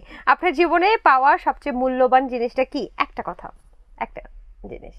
মায়ের ভালোবাসা, বাহ। মা বাবার ভালোবাসা। বাবা অনেক ভালোবাসে, মা বাবার মানে বাবা মায়ের ভালোবাসাটা যে এত এক্সপেন্সিভ একটা গিফট লাইফে, এই জিনিসটা মাশাআল্লাহ। সবাই পায় না। সো আলহামদুলিল্লাহ আমি পাইছি, বাবা মায়ের ভালোবাসা সবচেয়ে বেশি আমার কাছে। কোন জেলার মেয়েকে কখনোই বিয়ে করতে চান না? এমন কোনো জেলা নেই যে জেলার মেয়ে ভালো হবে, সব জেলাতেই ভালো খারাপ উভয় আছে, ভালো আছে খারাপও আছে, বাট আমার আসলে আমি কোনো জেলা সিলেক্ট করি না যে আমি এই জায়গায় মানুষ বিয়ে করবো না, কারণ ওই জেলাতে খারাপ মানুষটা থাকলেও ভালো মানুষও আছে। বরিশালের মেয়েরা বউ হিসেবে কেমন? আমি তো জানতাম অনেক ভালো, মানে আমি জানতাম এটা যে অনেক ভালো, শুনেছি। এখন কি জানেন? আমি সেইটা আসলে বুঝতেছি না, কারণ আমি অত লং টাইম আসলে মানে ভাবি নাই যে ওকে, কিরকম হবে। সো কোন জেলার মেয়েদেরকে আপনার খুব ভালো লাগে? চিটাগংয়ের, কেন? আই ডোন্ট নো, চিটাগংয়ের মেয়েরা একটু মানে ক্লাসি হয় এই কারণে। আর কি হয়? মানে এই জেনারেশন ওয়াইজ অনেক পশ টাইপের, একটু ক্লাসি, স্ট্যান্ডার্ড মেনটেন করে, খ্যাত টাইপের না। সো ইয়া, ভালোই এবার লাগে। তো আলভির জন্য চিটাগাংয়ের মেয়েরা সব হুমড়ি খেয়ে পড়বে। সো চিটাগাংয়ের মেয়ে পছন্দ হচ্ছে নাকি? না, স্পেসিফিক ভাবে তো পছন্দ নেই, বাট চিটাগংয়ের মেয়েরা অনেক ভালো হয় শুনেছি আমি। মেজবান খাওয়ার ইচ্ছে খুব না? হ্যাঁ, ঐতিহ্যবাহী Okay. অনেক কিছু আছে চিটাগংয়ে। আলভিকে মেয়েরা দেখা মাত্রই কোন কমপ্লিমেন্টটা বেশি দেয়? আমার হাসি, আমার হাসিটা নাকি অনেক ভালো লাগে, আমি নাকি সবসময় হাসতে থাকি। সো এই কমপ্লিমেন্টটা সবচেয়ে বেশি পাই যে আপনি অনেক হাসি খুশি। আলভি কোন নায়কের মতো দেখতে, এমন কোনো কমপ্লিমেন্ট পেয়েছে? হ্যাঁ, অনেকে বলেছে আমি সিয়াম আহমেদের মতো দেখতে, আমার হাসিটা দিলে সিয়াম ভাইয়ের সাথে চেহারাতে একটু মিল আছে। সো এই কমপ্লিমেন্টটা সিয়াম অনেক। আহমেদ কি বলেছে আপনাকে? ওনার সাথে তো দেখা হয়েছে সিয়াম আপনার। ভাইয়া বলছে যে হ্যাঁ তোর তুই হাসলে আমার মতো একটু কাটিংটা মিলায়। আমি বললাম ভাই আপনি তো অনেক সুন্দর, আমি তো এত সুন্দর না। চট করে সিয়াম আহমেদের একটা ডায়লগ দেখতে চাই। সিএম ভাইয়ের ডায়লগ আসলে আমি অ্যাক্ট করে দেখাইতে পারবো না, কারণ সিএম ভাই অনেক ভালো অ্যাক্টিং পারে, আমি অ্যাক্টিং করতে পারি না তো ওকে, ভালো। মেয়েরা আপনাকে কি নামে ডাকে বেশি? আলভি, আলভি। কোনো নিকনেম দেয় না? না, আমাকে কেউ নিকনেম দেয়নি এখনো। আচ্ছা, আপনার তাকানো আপনার তাকানো কোন নায়কের মতো? তাকানোর ভঙ্গি সেটা আমি এখন পর্যন্ত কারো থেকে মিল compliment? পাইনি না। মিল পাননি। আচ্ছা, চকলেট বয় আলফি নাকি দেবদাস আলফি, কোনটা সত্যি? আমি দেবদাস টাইপের না, এত কষ্ট পাই না কোনো কিছুতে। So আমি বলবো নট চকলেট বয়ও না, বাট দেবদাসও না, আমি বলবো ইন বিটুইন। ওকে, নিজের সম্পর্কে সবচেয়ে হাস্যকর ক্যাপশন কি? নিজের সম্পর্কে সবচেয়ে হাস্যকর ক্যাপশন ভাবা হয়নি আসলে। ওকে, আচ্ছা, র্যাপিড ফায়ার শেষ। এবারে একটু জানতে চাই যে একটা প্রশ্ন সবসময় আপনাকে করা হয়, আপনি প্রশ্নটা শুনলে সবাই মজা পায়, তাই প্রশ্নটা আমিও আপনাকে করছি, আপনি উত্তর দেবেন। জি। আপনি কি বিবাহিত ছিলেন? কমন প্রশ্ন। আমি ছিলাম না। বিবাহিত ছিলেন না? না। তাহলে আমার কনফিউশন আজকে আপনি ভেঙে দেবেন। হ্যাঁ, সেটা হচ্ছে, আপনি তো বলেছিলেন আপনি বিবাহিত ছিলেন, আপনারা তো বলেছিলেন বিবাহিত ছিলেন, তাহলে কেন এখন অস্বীকার করছেন? কারণ ওই সিচুয়েশনটার মধ্যে আমরা যখন ছিলাম, ওই সময়টার কথা যদি মানে বলি, আবেগে বলে ফেলছেন? আবেগে বলে ফেলছি, এটাই ট্রুথ। আমি আবেগে আসলে? বলে ফেলছিলাম, বাট এখন আমি রিয়েলিটি যেটা সেটা ফিল করে সেটাই বলি। 21শে মার্চ তাহলে কি হয়েছিল আপনাদের মধ্যে? 21শে মার্চ আমাদের মধ্যে কিছুই হয়নি। আমরা হয়তো একটা সময় অনেক কারণে হয়তো সেই জিনিসটা বলা হয়েছিল, but it's actually not true. Okay, তার মানে এইখানেও কি আপনাকে ডমিনেট করা হয়েছিল এটা বলার জন্য? Exactly, yes. বাবা, আপনি এত ডমিনেটেড কেন হলেন আমি বুঝলাম না। আচ্ছা, যাই হোক, হোয়াট এভার ইট ইজ। কিন্তু আপনি বলেছিলেন যে 21শে মার্চ আপনাদের বিয়ে হয়েছে, বা আপনারা তো একসাথেই সংসারও করতেন, তাহলে আবার বলেছিলেন একটা প্রোগ্রামে যে আপনি মানে কাজী অফিসে গিয়ে বা হুজুর ডেকে যে বিয়েটা, এই ধরনের বিয়ে সম্পন্ন হয়েছিল, এগুলো কি তাহলে মিথ্যে কিনা? এগুলি আসলে আমি আপনাকে বলেছি যে ওই সময়টাতে আমরা বলেছিলাম, বানানো ছিল। একটা একটা কারণে হয়তো বলা হয়েছিল আমার, বাট এটা আসলে actually it's not true. Okay, তার মানে আলভি জীবনেও বিয়ে করে নাই? না, এঙ্গেজমেন্ট? এঙ্গেজমেন্ট টাইপের হয়েছিল, আমি সেটাই বললাম যে ওই টাইমে এঙ্গেজমেন্টটাকেই। মানে সেটা কি মুসলিম রীতিতে বিয়ে হয়েছিল কিনা? না না, বিয়ে হয়নি। মানে তালাকের তো তাহলে প্রশ্নই আসে না, না। তালাক বা ডিভোর্স। তার মানে আলভি এখন পিওর সিঙ্গেল। যাই হোক, আমি দুষ্টুমি করছিলাম। ওকে, লোকে বলে একটা বিষয় আপনাকে, আমি জানি না আপনি উত্তর দিবেন কিনা, যে প্রাক্তনকে হারিয়ে আলভি এখন পাগল প্রায়, এটা কতটুকু সত্য? এবং আমার অনেকে কাছে কষ্ট তো পায় আপনাকে আমার কাছে তো এই কথাটা অনেক হাস্যকর লাগে, কারণ আমি এরকম ছেলে না যে আমি প্রাক্তনের জন্য কষ্ট পাবো, ভাববো, অনেক দুঃখে থাকবো। এরকম টাইপের ছেলে আমিও না, সেটা সেটা আমিও জানি, মানুষও জানে। মানে যারা আমাকে চিনে তারা অনেক ভালো করেই জানে যে আমি I am not that type of গাই যে একজনের পিছনে আমি পড়ে থাকবো বা তার জন্য আমার লাইফ সরি তার জন্য আমার লাইফ থেমে যাবে বা এরকম কিছু। কিন্তু ইটস নট লাইক আপনার দ্যাট। স্ট্যাটাস গুলো দেখলে মনে হয় যে আপনার প্রাক্তনের জন্য আপনার জীবনটা জ্বলে পুড়ে ছারখার হয়ে যাচ্ছে। শুধু তাই না, অতীতকে নিয়ে ভাবার সময় নাই বলে আপনি অতীত নিয়েই পড়ে আছেন, মুভ অন করতে পারেননি, এমনটা কিন্তু ভক্তরা মনে করছে। তাদের উদ্দেশ্যে কি বলবেন? যেমন আমি আপনার কিছু স্ট্যাটাস দেখলাম যে আপনি পুরাতন গাড়ি নিয়ে অনেক ধরনের স্ট্যাটাস দিচ্ছেন। আচ্ছা, হোয়াট এভার পুরাতন গাড়ি মডেলটা কি ছিল?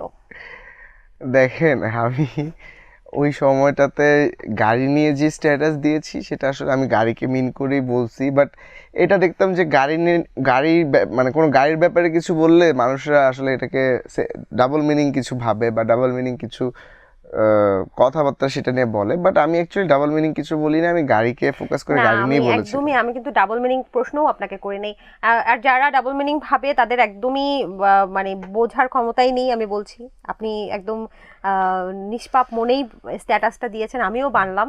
আমি বলছি আপনি এখন কোন মডেলের গাড়িটা ব্যবহার করছেন, মানে পুরাতন গাড়ি নিয়ে যে স্ট্যাটাস দিচ্ছেন সেটা কোন মডেলের ছিল?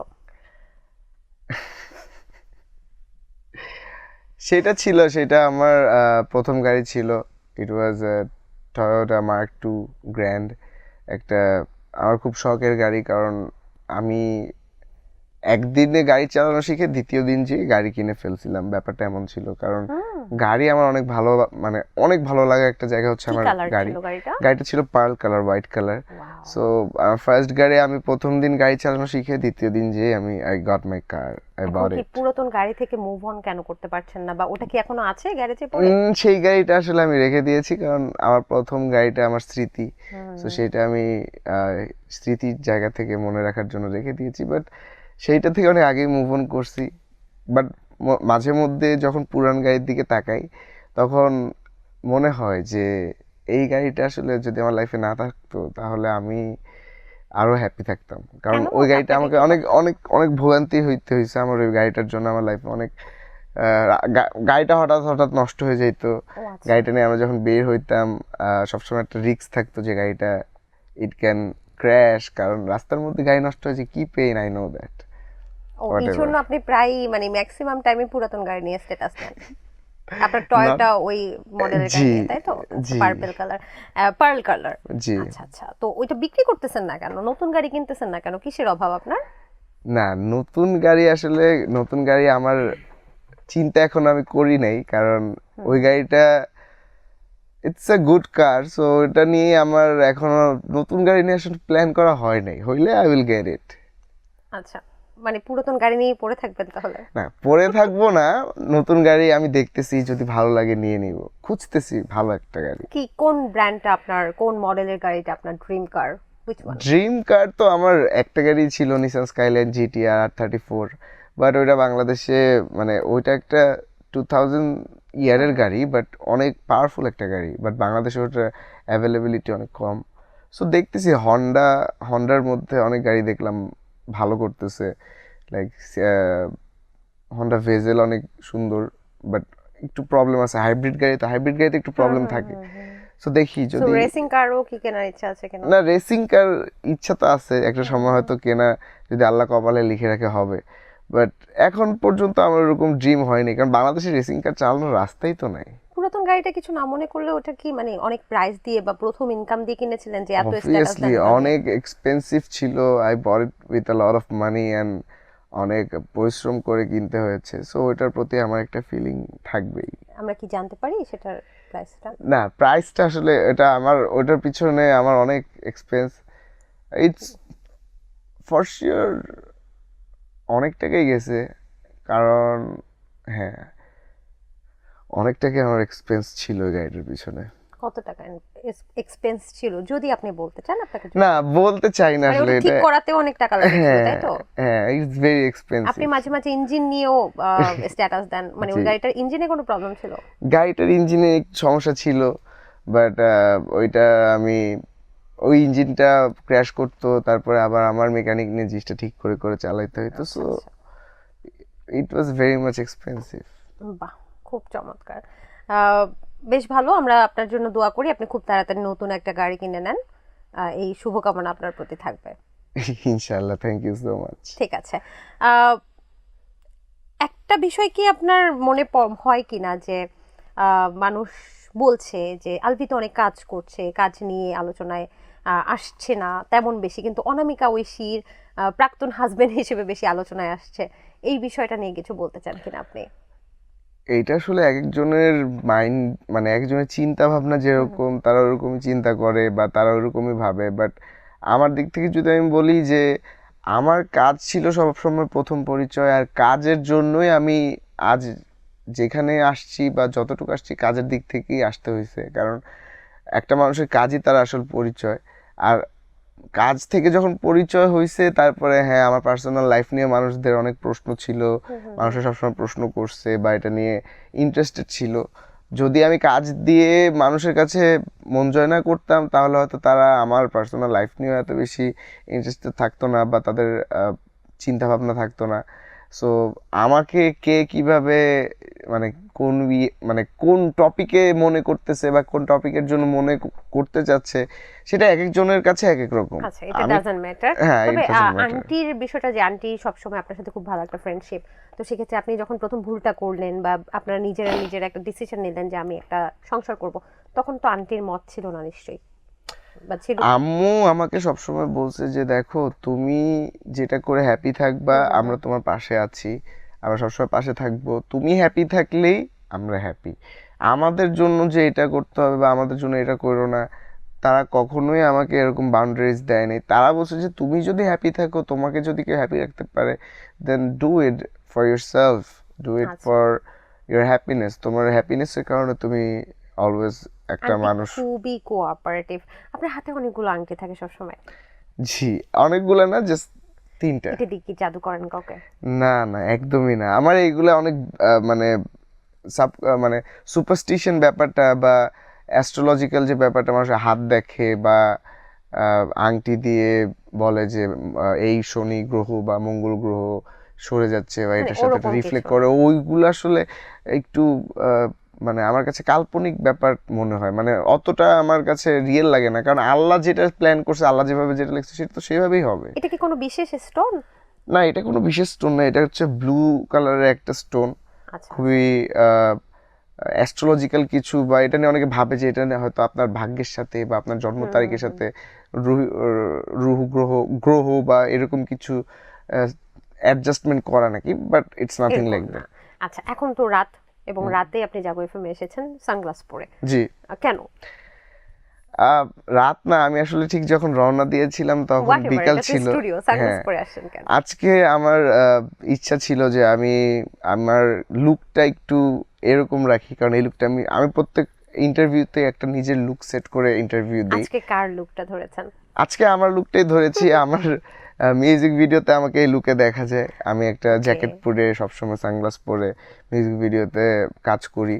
তো আমি আজকে ভাবলাম যে একটু ডিফারেন্ট লুকে যাই, যেহেতু উইন্টার, একটু জ্যাকেট পরবো। You look amazing. Thank you so much. And আমি জানি আপনার অনেক সানগ্লাস আছে এবং আপনি সবসময় সানগ্লাসটা পরতে পছন্দ করেন। জি। এটা কি বিশেষ কোনো কারণ আছে যে কার দিকে তাকাচ্ছেন কেউ যেন না বুঝে, এরকম কিছু? না, আমার একটা ব্যাপার হয়েছে কি, আমার অনেক সত্যিকার একটা কথা যেটা আমি কখনো আগে শেয়ার করি না, আমি ফেক হইতে পারি না। মানুষের সামনে সবসময় রিয়েল জিনিসটাই আমি সবসময় দেখাই। আমি কখনো যে ফেক অ্যাক্টিং করা বা ফেক জিনিসটা দেখানোটা পারি না। তো মানুষ হয় কি, আমার চোখ অনেক ইজিলি রিড করে ফেলতে পারে। এজন্য চোখ ঢেকে রাখেন? এই জন্য আমি চোখ দেখাইতেই চাই না যে আমি এই জিনিসটা কোন সেন্সে বলতেছি, বা আমি একটা কিছু নিয়ে কষ্ট পাচ্ছি কিনা, বা আমার যেটা আমি এক্সপ্রেসিভ ওয়েতে না দেখে আমার চোখ দেখে অনেক, মানে মানুষ ইজিলি বুঝতে পারে, কারণ আমি চোখ দিয়ে জিনিসটা লুকাতে পারি না বা অ্যাক্টিং করে জিনিসটাকে চেঞ্জ করতে পারি না। সো বুঝতে পেরেছি। এই কারণে দেখেছি যে আমার চোখ দেখে যে তোমার সাথে আমাকে রিড করতে পারে, আমি চোখটাই দেখাবো না।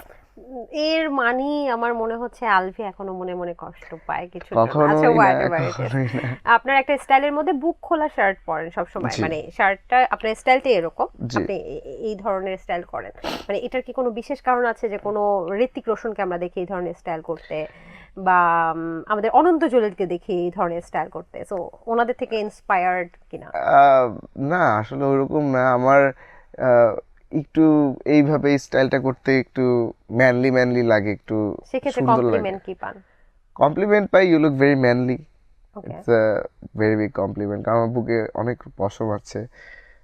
মানুষরা বলে যে তোমার অনেক মায়া, কারণ তোমার বুকে অনেক পশম। বুকে পশম থাকলে বুকে মায়া হয়? পশম থাকলে অনেক মায়া থাকে মানুষের মধ্যে। আচ্ছা ইটস আচ্ছা ট্রু, সবাই বলেছে। আচ্ছা। আর ইটস ট্রু, আমার মধ্যে অনেক মায়া কাজ করে, অনেক মায়া কাজ করে। বাহ, চমৎকার। আচ্ছা, যেটা বলছিলাম যে আপনি তো বেশ বলা যায় যে ভালো একটা ছেলে। আচ্ছা, যাই হোক, এই ব্যাপারটা আর না টানি, প্রাক্তন নিয়ে না টানি। একটু বলি যে আপনার জীবনে যা কিছু প্রথম, সেটা এখন হ্যাঁ একটানে বলে যাবেন। প্রথম প্রেমে পড়ার অনুভূতি। প্রথম প্রেমে পড়ার অনুভূতিটা অনেক সুন্দর। হুম। এই জিনিসটা আসলে আমরা তো লাইফে ফার্স্ট টাইম ফিল করি। সো প্রথম যখন প্রেমে পড়ি তখন সবকিছু খুব ভালো লাগে, আচ্ছা। মানুষটাকেও ভালো লাগে, ওই দিনটাও ভালো লাগে, ওই সময়টাও ভালো লাগে, সবকিছু অনেক ভালো লাগে। প্রেমে পড়া আসলে অনেক ভাগ্যের ব্যাপার। প্রেমে পড়া হচ্ছে জীবনে একটা গিফট। সবাই প্রেমে পড়ে না, সবাই প্রেমে পড়তে পারে না, চাইলেই প্রেমে পড়া যায় না। সো আপনি যদি কখনো প্রেমে পড়ে থাকেন, ভাববেন যে সেটা অনেক সুন্দর একটা বিষয়, সেটা আপনার জন্য একটা ব্লেসিং, আপনি জীবনে একটা উপহার পেয়েছেন। কারণ আচ্ছা, আমি আমি প্রশ্নের উত্তরটা চাচ্ছি খুবই শর্টকাট এবং খুবই স্পেসিফিক। জি, প্রথম প্রেমে হয় না যে আমরা সিনেমায় দেখি যে আঁখো মে তেরি আজব সে, সো এরকম কোন একটা ফিলিং হয়েছিল যখন প্রথম দেখেছেন কাউকে? হ্যাঁ, অ্যাকচুয়ালি প্রথম প্রেমের ওই ব্যাপারটাই কোথায় আপনি দেখেছেন? যেটা বললেন, ওইটাই আমি বলবো যে আঁখোं में तेरी अजब सी अदाएं हैं, মানে ওই যে স্লো মোশনে সবকিছু ভাল লাগতেছে, তার চোখ দেখতেছেন, তার চুলগুলো হয়তো বাতাসে একটু উঠতেছে, সে কথা বলতেছে, এটা সবকিছু। কোথায় প্রথম, কোথায় আমার হয়েছে? ছিল স্কুলে, স্কুল স্কুলে? লাইফে। আরে বাবা, প্রথম চুরির অনুভূতি। কি চুরি করেছিলেন? কেমন ছিল? আমি কখনো কিছু চুরি করি না, এটা আমার মানে আমার লাইফের রেকর্ড। আমি কখনো প্রথমের চুরিও নেই, লাস্ট চুরিও নেই, কারণ কখনো আমি চুরিই করিনি। বাবা, এত ভালো ছিল। প্রথম ভাইরাল হওয়ার অনুভূতি। অ্যামেজিং, অনেক ভাল লাগছে, অনেক মজা লাগছে যে ও আমাকে মানুষের কাছ থেকে চিনতেছে। আচ্ছা, প্রথম কবুল বলার অনুভূতি। এটা হয় নাই আমার, এটা হয়নি। এটা কাউকে কবুল বলেন নাই? না, আজকাল নিব্বা নিব্বিরা মেসেঞ্জারে কবুল কবুল মেসেঞ্জারে হ্যাঁ প্রেম যখন করছি তখন বলছিলাম। প্রেম করার সময় আসলে মেসেঞ্জারে বিয়ে করেছেন আপনি? বিয়ে করি নাই, আমরা বলছি যে আমার গার্লফ্রেন্ড সবসময়, যেই গার্লফ্রেন্ডটাই ছিল অনেক পজিটিভ ছিল, আমার ছাড়া কিছু বুঝতো না বা আমাকে কারোর সাথে কথা বলতে দিত না, আমার কোনো মেয়ে ফ্রেন্ড থাকতে পারবে না। তো তখন বলতো যে চলো আমরা আহ, আহ, আমরা বিয়ে করে ফেলি, আমরা আকাশ বিয়ে করে বাতাস ফেলি। সাক্ষী রেখে? হ্যাঁ, আকাশ বাতাস সাক্ষী রেখে বিয়ে করে ফেলি। সো ওইটা আসলে একটা ফিলিং, ওটা ছোটবেলা ছিলাম তো বুঝতাম না এত কিছু। কয়জনকে বলছেন এরকম মেসেঞ্জারে? একজন কি, আমার প্রথম যে প্রেম ছিল ওই যে তাকেই ক্লাস বলা 8-এ? ক্লাস 8-এ। প্রথম ন্যাড়া হওয়ার অনুভূতি। ন্যাড়া কখনো হয়নি, চুল হওয়ার পর কখনোই হয়নি। আপনার মা ছোটবেলায় ন্যাড়া করে? না, আমার মনেই নেই কবে ওকে। করছে। প্রথম ইনকাম পাওয়ার অনুভূতি, কি কিনেছিলেন? ও মাই গড, দ্যাটস অ্যামেজিং। প্রথম ইনকাম হওয়ার যে অনুভূতিটা, ওই অনুভূতিটা অনেক সুন্দর। কারণ তখন মনে হয় যে না, আপনি কিছু করতেছেন, আপনি কিছু করতে পারেন, আপনার মধ্যেও একটা যোগ্যতা ব্যাপার অ্যামাউন্টটা আছে। কত ছিল, কি কিনেছিলেন? প্রথম আমার ইনকামের অ্যামাউন্ট ছিল আপনার 22,000 টাকা। আমি ইন্ডিয়ান রুপিতে পেমেন্টটা পেয়েছিলাম, আমার এখনো মনে আছে। বাংলা টাকা, প্রথম ইনকাম আমার বাংলা টাকা হয়নি। কেন, ইন্ডিয়ার কাজ? ইন্ডিয়ার কাজ করতাম তখন, ইন্ডিয়ার সাথে কাজ করে আমার প্রথম ইনকামটাই রুপিতে হয়, ফরেন কারেন্সিতে হয়। তো আমার তখন থেকে আমি বুঝলাম যে বাংলাদেশে আমার হয়তো আল্লাহ রিজিক করে নাই, রিজিক করছে বাইরের দেশ থেকে কামানোর। তো তখন আমি প্রথম ইনকামটা যখন বাইরের কারেন্সিতে করি, খুবই অ্যামেজিং। আমার আম্মু অনেক খুশি হয়েছে, বাবা অনেক খুশি হয়েছে। বাবা আমাকে একটা হাই ফাইভ দিল যে সাবাস বেটা, সাবাস। কত ছিল আমাকে এটা রুপি? 22,000 রুপি ছিল, বাংলাদেশি টাকায় যত হয়। 44,000 প্রায় নাকি? হ্যাঁ, 30-35 হাজার টাকার মতো ছিল। 22,000 রুপি করেছিল পেমেন্টটা, এটা আমার মনে আছে আর সবসময় মনে থাকবে টাকার মানে গুলা। তখন মনে অ্যাপ্রক্সিমেটলি এটা 30-35 ছিল, তাই তো? হ্যাঁ, তখনকার তাহলে তো অনেক কনভারসেশন রেটে পেমেন্ট, মানে হ্যাঁ প্রথম আমার payment ছিল অনেক। অনেক, কারণ আমি স্কুলে পড়ি। আর ওই টাইমটাতে আসলে আহ, টাকা এখন যেমন এক মানে টাকার মানটা তো একটু কমে গেছে, কারণ ডলারের প্রাইসটা বেশি।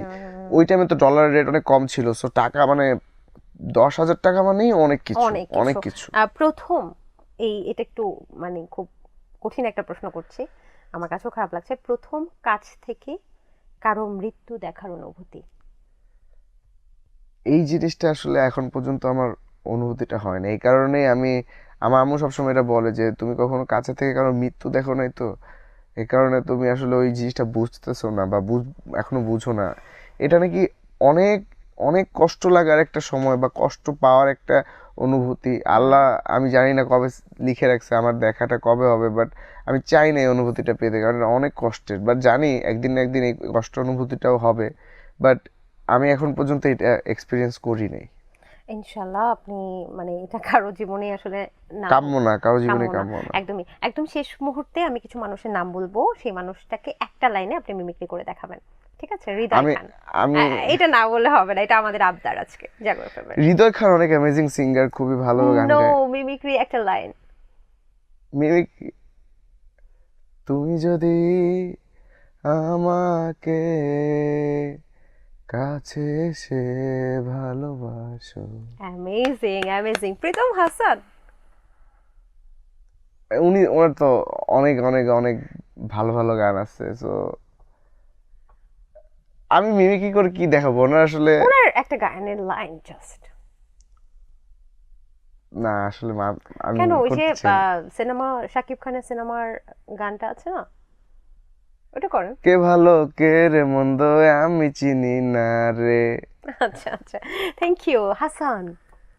সুইটি, না আমার তো ওনার গান এক্স্যাক্টলি এখন মনে পড়তেছে না। সুইটি তুমি আর কে তো না, হাসান ভাই, হ্যাঁ, the legendary. Legendary, I know legendary, my God. But at this moment আমার মনে পড়তেছে না। সুইটি তুমি আর কে তো না। সুইটি তুমি আর কেঁদো না, হ্যাঁ এটা আমি গানের সুরে না বলে এভাবে বলি, সুইটি তুমি আর কেঁদো না প্লিজ। ওকে। মেহরিন। আমারটা তো মনে আসছে না, মনে আচ্ছা আসছে না। বালাম। বালাম ভাইয়ের তো সব গানই অনেক সুন্দর। একটা লাইন। আহ, আহ,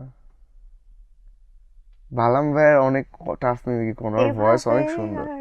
দেখো না, এরকম তো অনেক আছে। এভাবে আর ডেকো না, বাঁকা চোখে চেয়েও না, মরণ হয়ে যাবে, আমায় খুঁজে পাবে না। আচ্ছা, খুবই চমৎকার। সর্বশেষ আমাদের আরিফিন রুমি। হৃদয়েরই পাতায় পাতায় তোমারই নাম লেখা,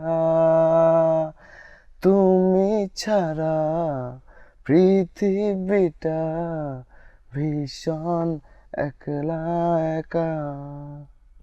thank you so much Alvi, অনেক ভালো লাগলো। এবং আমি জানি আলভির অনেক ট্যালেন্ট। আলভি আহ, এখন পর্যন্ত যে সব কাজ করেছে সবগুলোই মানুষের হৃদয় ছুঁয়ে গেছে, মানুষের কান পর্যন্ত পৌঁছেছে, মানুষের মুখে মুখে আছে। সো নেক্সট টাইম যেগুলো আসবে সেগুলোর জন্য আমরা অপেক্ষায় আছি। Salvi, all the best for you, আর ভালো থাকবেন। Thank you so much Samriddhi আপু, আপনার আগেও শো করেছি, এবারও আবারও করা হলো।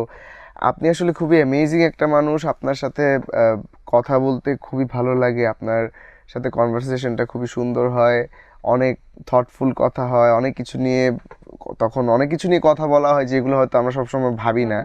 সো আপনার সাথে এই জাগো এফএম এ আজকে 94.4 জাগো এফএম কে অসংখ্য ধন্যবাদ যে এত সুন্দর একটি শো অ্যারেঞ্জ করার জন্য আপনার সাথে। ইনশাল্লাহ আরো আরো শোতে আপনার সাথে কথা হবে, একদম, আরো ইনশাআল্লাহ। অনেকগুলি কাজ হবে। আপনাকেও শুভকামনা, best of luck for you, and thank you so much Jago FM 94.4 for having me in your show. Thank you so much you. দর্শক, এই ছিল আমাদের আজকের আয়োজন। আশা করছি পুরো আয়োজন ভালো লেগেছে। জাগো এফএম এর এই পুরো প্রোগ্রামটা দেখতে পারবেন জাগো এফএম এর অফিসিয়াল ইউটিউব চ্যানেলে, এবং এই প্রোগ্রামের বিভিন্ন রিলস কিন্তু দেখতে পারবেন জাগো এফএম 94.4 এর অফিসিয়াল ফেসবুক পেজে। আজকের মতো আমি সমৃদ্ধি বিদায় নিচ্ছি দ্য ভাইরাল শো থেকে।